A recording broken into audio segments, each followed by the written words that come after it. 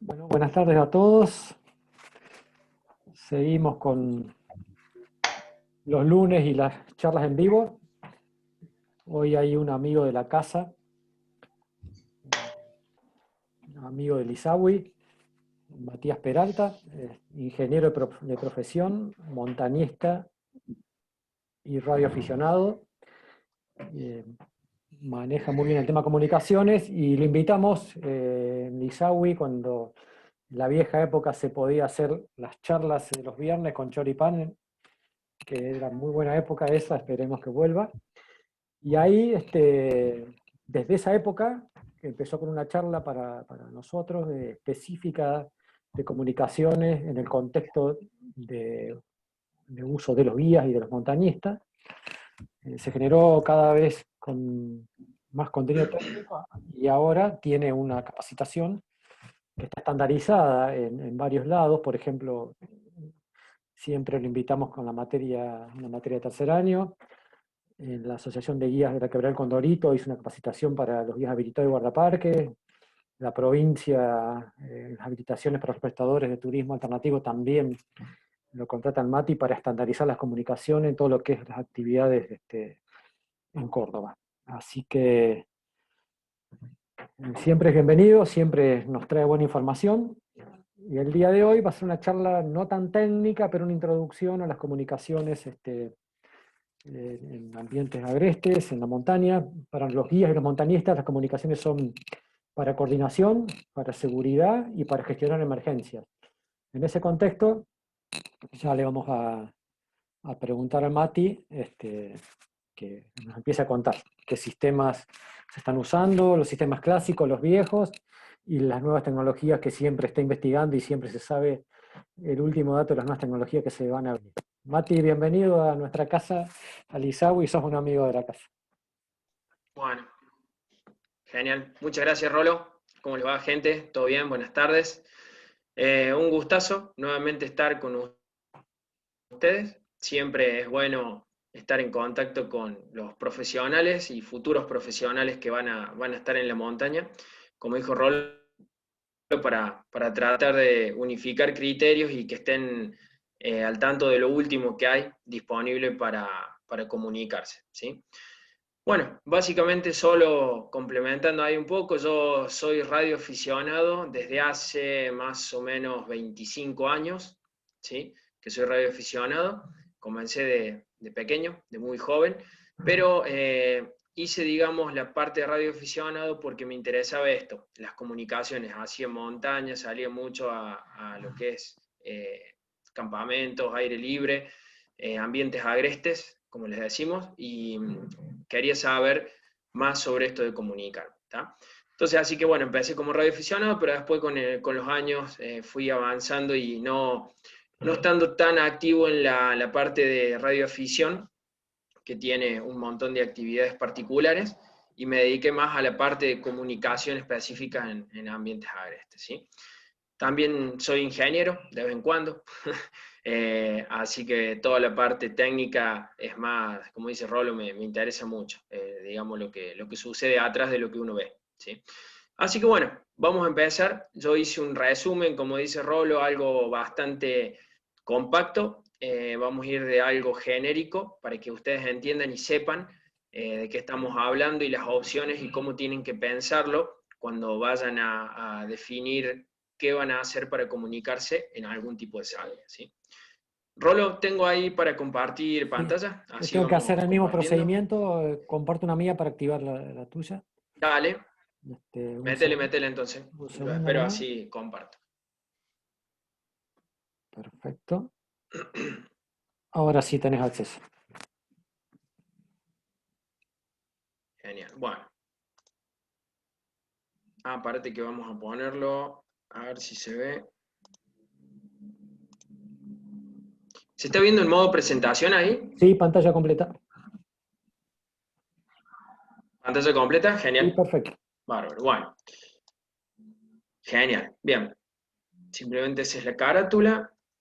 Empezamos. Bueno, ¿cuál es la idea de esto? Es empezar a introducirlos de lo general a lo particular para que ustedes se hagan un mapa mental con respecto a lo que son las comunicaciones en lo que denominamos ambientes agrestes. Yo no les voy a decir qué es porque ustedes me pueden llegar a dar clase de lo que es un ambiente agreste, pero básicamente es ese lugar en donde la ayuda, si tuviésemos alguna emergencia o necesitamos asistencia, podría demorar 2 o más horas en llegar. Más o menos esa es la definición general, puede haber otras, seguro por ahí dando vueltas, pero lo vamos a tomar así. Y también se da que justamente en estos lugares donde la ayuda demora mucho, las comunicaciones ya empiezan a cambiar de forma, ¿sí? O sea, dejamos de lado las famosas líneas fijas que se llaman, por ejemplo, el teléfono convencional que iba por cable de cobre, o lo que es internet que nos llega por fibra óptica. Entonces tenemos que empezar a usar otra forma de comunicar, ¿sí? Bien, lo primero que hay que pensar cuando uno está en un ambiente agreste es que puede ir, ustedes en la mayoría de los casos van a ir en grupos, ¿sí? Si va uno solo, bien, no sería un grupo, pero sí podría tener que comunicarse con otros grupos que estén dentro del ambiente agreste, ¿sí? Como decía Rolo, ¿para qué sirven ese tipo de comunicaciones dentro del propio ambiente agreste o dentro del grupo suyo? Para coordinación, intercambio de información con miembros conocidos o con algún otro grupo, ¿sí?, que se cruzó por ahí, previo a haber definido un plan de comunicación. Y ya vamos a ver por qué es esto. Y en otra categoría están las comunicaciones fuera del grupo, o sea, las externas. O sea, yo cuando digo fuera del grupo es cuando yo ya tengo que comunicarme con alguien que no está en ese ambiente agreste por diferentes motivos. Para pasarle un parte informativo de la situación, para coordinar algún traslado de alguien que esté viniendo, para encontrarme con alguien, no sé, un colectivo que nos iba a esperar, bueno, en tal lugar coordinar, o en los casos extremos, pedido de auxilio en caso de emergencia. ¿Sí? Entonces, ustedes tienen que tener en la cabeza bien claro esto, esas dos cuestiones sobre las comunicaciones. Unas son internas y otras son externas. ¿Sí? ¿Qué tipo de comunicaciones podemos utilizar en estos ambientes? ¿Sí? En estos ambientes yo voy a ir nombrando esto y después vamos a ir desarrollando brevemente cada uno. Red de teléfonos celulares. Ustedes me dicen, bueno, pero ¿cómo puede ser celulares? ¿Por qué no venimos acá a hablar de radio? Sí, está bien, ya vamos a hablar de las radios más abajo, están ahí. Pero tengan en cuenta que para una comunicación externa, o sea, cuando yo necesito salir, no hay nada mejor que un teléfono. ¿Por qué? Porque puedo llamar a otra persona que tenga un teléfono y que generalmente siempre va a estar escuchando ese teléfono. Y ahí entramos en una cuestión que ya la vamos a ver en las radios. Teléfonos celulares, hasta hace pocos años, ahí los más, con unos años más en la mochila, se acuerdan que desde la cima del Champaqui no era posible comunicarse por teléfono. Estoy hablando, qué sé yo, 10, 15 años atrás, quizás un poquito más. O después empezó a haber posibilidad de comunicarte desde la punta del Champa, pero solo con voz o textos clásicos, mensajes de texto clásico. Hoy en día tenemos 3G, y no sé si ya hay 4G en la punta del Champa. Y estamos hablando simplemente de sacar el celular y tener eso, sin la necesidad de usar, que justamente lo puse acá porque después lo vamos a ver, un potenciador de señal de celular. Que vamos a ver qué es eso, ya está disponible en el mercado, se pueden comprar, pero tienen que evaluar la portabilidad de este tipo de equipo y el uso, pero ya existen. ¿Para qué sirven? Se los adelanto. Si yo tengo, por ejemplo, una línea de visión libre, ¿qué quiere decir eso? Que estoy en la punta del Champa, por dar un ejemplo, y la torre de celular está a 30 kilómetros y no hay nadie entre medio, no hay montañas, no hay nada, yo podría comunicarme con esa torre, porque no hay nada que se interponga, pero la señal, generalmente de celulares, no está preparada, no es su intención, estar hecha para recorrer tal distancia con los equipos convencionales, o sea, un celular convencional. Pero hay equipos que mediante una antena especial yo apunto hacia ese lugar, o sea, tengo que saber a dónde está, y obtengo señal de celular y puedo hablar. ¿Está bien? Y estamos hablando de equipos que pueden captar torres de celular que están hasta 100 kilómetros de distancia, que de otra forma sería imposible. Entonces, les dejo ahí, ya les voy a mostrar, pero red de teléfonos celulares hoy es una posibilidad. ¿sí? Así que no hay que descartarla nunca. Satelital. ¿Qué tenemos dentro de lo satelital? Tenemos teléfonos satelitales, mensajeadores satelitales, radios digitales, satelitales, que ya vamos a ver qué es eso, y hasta tenemos módems satelitales. O sea, yo pongo un módem satelital y puedo acceder a Internet como si fuera el módem o router de mi casa, ¿sí? Obviamente tiene ciertas limitaciones en la velocidad, pero no limitaciones en lo que es Internet. O sea, podría acceder a cualquier cosa. Y uno de esos, por ejemplo, en un modelo, uno de esos teléfonos, por ejemplo, o computadoras que podrían estar conectadas, tendrían la posibilidad de hacer un llamado a través de Internet a cualquier lugar. O sea, puedo usar Skype, puedo usar Zoom, como ahora puedo usar WhatsApp y hacer una llamada a alguien, ¿sí? ¿Cuál es el tema de lo satelital? El costo, ¿está? Si hablamos de red de teléfonos celulares, prácticamente todos tenemos celulares, hay que ver la empresa para ver si la antena está cerca o no, pero todos tenemos celulares. Teléfonos satelitales o mensajeadores o radios satelitales o módem no tenemos todos, ¿sí? Entonces ya vamos a ver algunos ejemplos más al final de esto. Pero bueno, la única contra de esto es el costo. No solo el costo de los equipos, sino el costo del servicio satelital, ¿está? Tenemos transceptores en frecuencias HF. ¿Qué es esto? Bueno, los transceptores es el concepto que se utiliza para denominar técnicamente y como corresponde o como correspondería a un handy o a un equipo que puede transmitir y recibir. Eso es un transceptor. ¿Y qué es HF? HF es una familia de frecuencias, ¿sí?, que tienen ciertas características para propagarse, o sea, para viajar. Estos transceptores eran la única opción hace, por decir, no sé, 30 años atrás, o quizás un poco menos, hasta 20, 30 años atrás y para atrás, de poder salir de zonas inhóspitas, muy alejadas y sin ningún tipo, ¿no es cierto?, de comunicación, de opción de comunicación, donde en esos momentos no existía nada de lo satelital, o sea, lo satelital no estaba al alcance, digamos, de cualquiera. Bueno, estos transceptores HF hoy no se están usando, prácticamente se han dejado de usar. ¿Por qué? Porque dependen mucho de las condiciones de propagación, que es cómo viajan las ondas, y no son estables ni a lo largo del día ni a lo largo del año. Entonces, en caso de emergencia, si yo tuviera que comunicarme con alguien, no podría hacerlo en cualquier momento, ¿sí? Se tendrían que dar varias condiciones. Y peor todavía, como les dije al principio, un teléfono celular, yo llamo a uno y probablemente no me atienda, llamo a otro, no me atiende, el tercero seguro me atiende, ¿sí? A 3 números diferentes.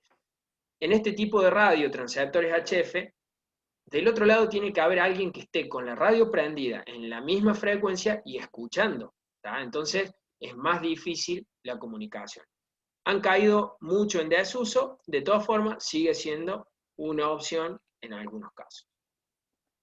Y por último, y lo que más usamos nosotros, es los handys o equipos móviles que van en los vehículos, VHF y UHF, ¿sí? Ya vamos a ver qué diferencia hay entre unos y otros. Y acá yo les puse para que les quede claro, tenemos de forma directa, o sea, de equipo a equipo, o a través de repetidoras, que nos permite, digamos, cubrir mayor distancia para las comunicaciones, ¿sí? Entonces, yo quería que a ustedes les quedara claro que cuando salen a un ambiente agreste, llamémosle, tienen un montón de opciones. Algunos pro, algunos tienen pro, otros contra. Si yo tuviera que decir infalible, entre comillas, infalible, porque si cae la red de satélites, cae todo, la satelital, dependiendo qué empresa de satélite contrate, sería la que mayor cobertura y más seguridad me brinda. Pero sí, les puedo decir que es la más cara también en el costo del servicio. ¿Está bien? Dicho eso y viendo ese panorama, ¿qué vamos a hacer? Vamos a meternos en VHF y UHF. Básicamente, la diferencia está en el tipo de onda, ¿sí? Eso que ven ahí es un gráfico que tiene 2 ondas una de VHF y una de UHF. Una onda se considera desde el punto que la onda empieza a subir, baja y vuelve hasta el mismo lugar. Entonces, lo que está encerrado entre líneas se consideraría una onda. Si ustedes extienden estas líneas hacia abajo, van a ver que donde cabe una onda de VHF, caben casi tres, podríamos decir, o tres ondas UHF. Cada una de estas ondas tiene asociada una energía. Entonces podemos llegar a decir que el UHF es como que tiene más energía y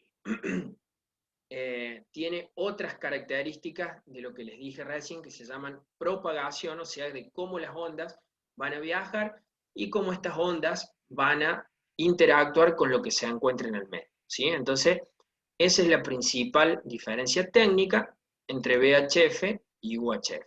Obviamente esto se ve representado ¿en qué? En lo que son las frecuencias que normalmente utilizamos, ¿sí? Eso es importante saber. Bien, cuando hablamos de radios, VHF y UHF, ¿qué tenemos? Tenemos grupos de usuarios, ¿sí? Yo acá los dividí en tres, esta es una división que yo hice, en función a, se puede dividir en un montón de formas diferentes, pero esto es para que ustedes lo entiendan. Tenemos un grupo de usuarios de radio, ¿sí? Que es el usuario gubernamental o comercial. ¿Tá? ¿Quiénes son ellos? Son instituciones, fuerzas públicas, como pongo acá, parques nacionales, policía, ejército, bomberos, en el cual el gobierno, ¿sí? Tiene una entidad que se llama ENACOM, que es la que regula y gestiona todas las frecuencias de radio, le dice, bueno, mira, vos policía, sos policía de Córdoba, vas a usar esta frecuencia, ¿bien? Vos bomberos de Tanti van a usar esta otra, ¿bien? Y así sucesivamente, entonces asigna frecuencias a todas las entidades públicas, ¿tá? Guardaparques, parques nacionales, mira, vos vas a usar esta, o esta frecuencia para emergencia, esta para uso interno, esta para tu repetidora, y les da frecuencia, les da autorización para que usen. Entonces, todas esas instituciones pueden usar eso. Pero por el otro lado, tenemos los comerciales, ¿sí? ¿Quiénes son los comerciales? Personas o empresas que compran una frecuencia, compran en realidad el uso de una frecuencia en un área, y pueden ser estaciones de taxi o remis, flotas de camiones, estancias, parques de diversiones, hoteles, mall, minería, el que se le ocurra. Paga a esta entidad que se llama ENACOM y tienen derecho y exclusividad para usar esa frecuencia, ¿sí? En una determinada zona. ¿Está bien? Bien. Antes de continuar, tenemos una pregunta. Dice, ¿las frecuencias se dan a través de un código número? ¿Cómo conocemos esto? Bueno, no, las frecuencias, ¿sí? Se dan por lo que son las frecuencias. Ya vamos a ver más adelante cuál es el rango de frecuencia en VHF y cuál es el rango en UHF, ¿sí? Pero la frecuencia ENACOM, ¿qué dice? Yo quiero, o sea, vos vas a ENACOM y le decís, yo quiero una frecuencia de VHF para hacer tal cosa en tal área. Perfecto, ENACOM te va a decir, mira, esta frecuencia en esa zona está libre, por lo tanto la vas a usar vos. Y te asignan esa frecuencia. Obviamente a través de un trámite, de una gestión, tenés que presentar papeles, qué sé yo, y te cobran. Por ejemplo, ¿cuánto cobraban? El otro día conseguí, se los digo ya para que no me olvide, conseguí un amigo que tiene una estación de remises y me pasó lo que él está pagando, ¿sí? Y ya déjenme así, para que ustedes tengan idea. ¿Por qué? Porque muchas veces preguntan, bueno, ¿y eso es muy caro? ¿Cuánto sale? Bueno, paga por trimestre, o sea, cada 3 meses, paga 1.700 pesos. ¿Está bien? 1.700 pesos por trimestre le cuesta a él tener una frecuencia exclusiva para uso de una estación de remises. ¿Está? Cada caso hay que analizarlo, pero es para que ustedes tengan una idea de cuánto sale, ¿sí? Entonces, para que lo entiendan, esos grupos comerciales utilizan una frecuencia, que han pagado. Después tenemos otro grupo, y este es un caso que a mí me gusta aclararlo bien. Ustedes lean, no voy a leer todo, pero lean cuál es el objetivo de la radioafición o de un radioaficionado, ¿sí? Y acá muchos dicen, che, mirá, vos que vas a salir a la montaña y vas a tener que comunicarte, hacete el curso de radioaficionado. Fantástico, yo estoy de acuerdo. El curso de radioaficionado les va a dar muchísimos conocimientos de radio, pero no les va a solucionar el problema a ustedes. ¿Por qué? Porque ustedes van a tener, como les dije, dos tipos de comunicación, interna y externa. Si ustedes en su grupo no son todos los que van a usar la radio radioaficionados, no pueden usar las frecuencias designadas para radioaficionado. O sea que si hay uno solo en el grupo que es radioaficionado, no resuelvo nada. Inclusive, si ese guía, vamos a suponer, es radioaficionado y todo el resto de los guías de otros grupos no son radioaficionados, tampoco resuelve el problema. Y por último, y lo más importante, fíjense lo que dice acá, ¿qué hace un radioaficionado? Actividades sin fines de lucro. Entonces, si ustedes van a utilizar las frecuencias, de radioaficionado para coordinar un grupo, una salida o lo que fuera, también van a estar infringiendo la ley que es usar una frecuencia de radioaficionado para una actividad comercial. Entonces, insisto, si les han dicho esto, ustedes tienen que responder con una pregunta que es muy simple. Perfecto, la radioafición me va a dar muchísimos conocimientos de radio, pero no me resuelve el problema de comunicación. Entonces eso es lo más importante que tienen que saber. Y por último, tenemos uso recreativo, ¿tá? Y cuando yo hablo de uso recreativo es justamente trekking, escalada, montañismo, pero no comercial, o sea, sin fines de lucro. Y para eso existen frecuencias, que después se las paso a Rolo, les tiene las placas. No vamos a, hice un resumen muy, pero muy grande para no meternos en eso, pero después se las muestro la frecuencia. Que están definidas, se definieron 3 frecuencias en VHF y hay muchas frecuencias en UHF para uso recreativo. No hace falta tener licencia de radioaficionado, no hace falta pagarle a nadie y se pueden utilizar, ¿tá? Entonces, en resumidas cuentas, ¿dónde estarían ustedes? Ustedes estarían, cuando van a la montaña a hacer uso recreativo, estarían en este grupo. Y si ustedes quisieran utilizar la radio para una finalidad comercial, estarían en este grupo. Entonces yo acá les tengo que decir que deberían, si van a utilizar la radio en la montaña, tener una frecuencia paga, ¿no es cierto?, de ENACOM. ¿Cómo se resuelve eso? En parte, dentro de las frecuencias de uso recreativo, hay unas frecuencias en UHF, no en V, ¿sí? En UHF, que son de uso general. Entonces podrían utilizarlas, esas frecuencias de uso general, para su actividad comercial. Y no estarían infringiendo ninguna ley. Pero vamos a ver ahora, como yo les digo, es UHF, vamos a ver cuáles son las limitaciones. ¿Por qué? Porque cuando hablamos de VHF, ¿sí? ¿Qué sucede? En VHF, acá empezamos a ver, las radios operan entre 136 y 174 MHz. ¿Cómo van a encontrar ustedes esto en los handys? Lo van a encontrar como 136.000 o 157.625. El último número, generalmente este numerito, el último, generalmente salta de 5 en 5. ¿Sí? ¿Tá? Entonces, ustedes van a encontrar así las frecuencias estas en el handy. Yo acá le quité los ceros simplemente como una cuestión para que se entendiera. ¿Sí? Entonces, operan en esas frecuencias. ¿Pero qué vamos a ver ahora?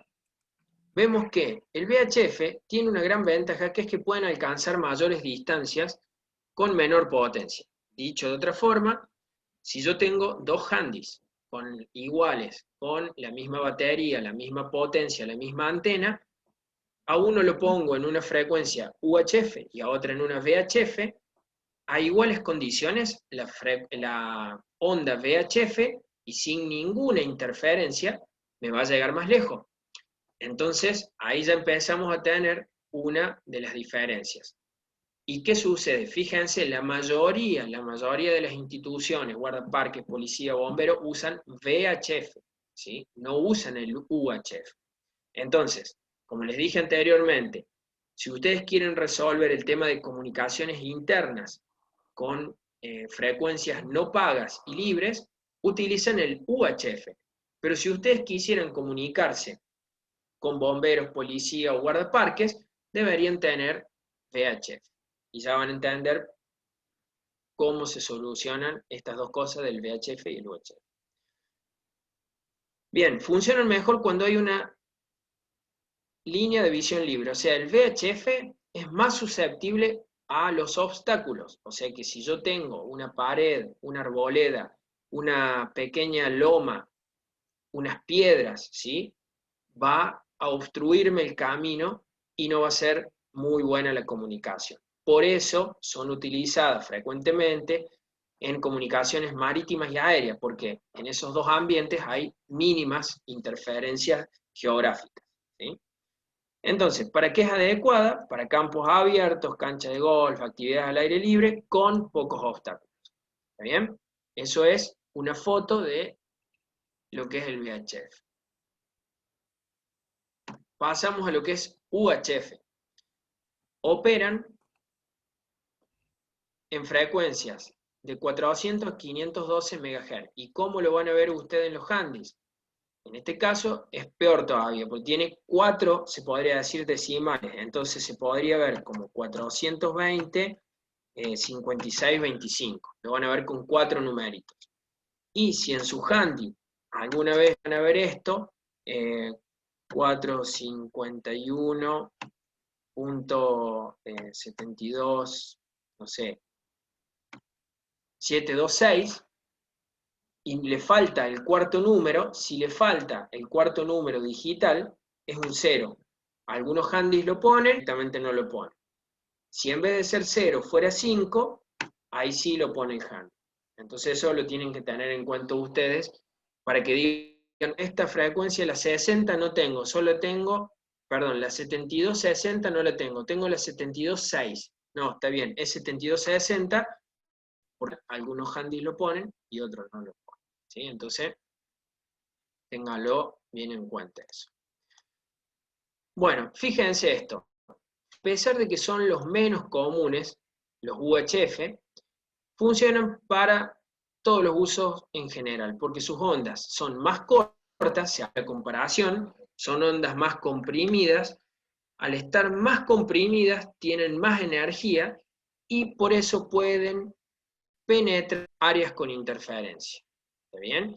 En cuestión de distancia, sin interferencias, le gana el VHF. Pero cuando ya empieza a haber interferencia, es el UHF el que mejor se desempeña. Entonces, como les decía, si tenemos paredes o bosques o terreno escarpado, podemos llegar a tener mejores resultados comunicándonos con UHF, ¿sí? Por ejemplo, acá un ejemplo. Si tenemos una antena de buen tamaño y suficiente potencia, ¿tá? Vamos a poder llegar más a edificios pasando a través de acero, concreto, madera y tierra también, ¿sí? O sea que el UHF tiene mejores capacidades de pasar obstáculos, ¿tá? Si va a ser usado exclusivamente en interiores, no hay duda que el UHF es el mejor.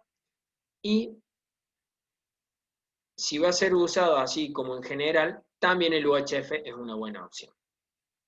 ¿Vamos? Entonces, eso es VHF versus UHF, para que ustedes sepan uno versus el otro, ¿sí? Cuáles son las opciones.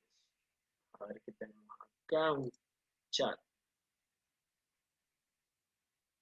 Bien, perfecto. Están quedando 2 minutos de conexión, así hacemos el corte y después volvemos a conectar. Perfecto. Bueno, vamos a ver acá un poquito, 2 minutos no me va a alcanzar. Entonces, vamos a hacer una cosa. Vamos a abrir acá en esto que queda. Abrimos para consultas. Los he llevado arreando bastante rápido, pero bueno, el tiempo nos come, no tenemos mucho tiempo. Tenemos poco tiempo, Mati, y ya queda un minuto y no va a alcanzar para preguntas. ¿Tenés ahí imagen de fotos de un handy VHF y uno UHF para verlo físicamente, la diferencia, de lejos nomás como para decir es uno y otro, y ya hasta que Sí, se corte, lo dejamos puesto hasta que se corte Zoom y después a todos volvemos a entrar como ya sabemos que se corte y con el mismo... acá tenemos handys, Ahí está. perfecto. Acá tenemos handys bibanda, ¿no es cierto? Todos estos son bibanda, o sea, tienen UHF y VHF, excepto este que es, este chiquitito de Baofeng, es solamente UHF. Pero ¿cuál es la particularidad? La mejor opción que pueden tener en handys son los que son bibanda, UHF y VHF, pero que tienen en la pantalla, como voy a remarcar ahora, recepción dual, o sea que les aparecen dos renglones, ¿sí? Dos renglones en la pantalla. Este, por ejemplo, este Yaesu es excelente, tiene las dos frecuencias, pero no tiene recepción dual. ¿Está bien? Tiene las dos, pero pongo una o pongo la otra. En cambio, en todos los otros casos que se ven acá, fíjense, tiene la recepción dual. Estos son handys dual band, como se les llama, o banda dual. Y si llego antes que se me corte,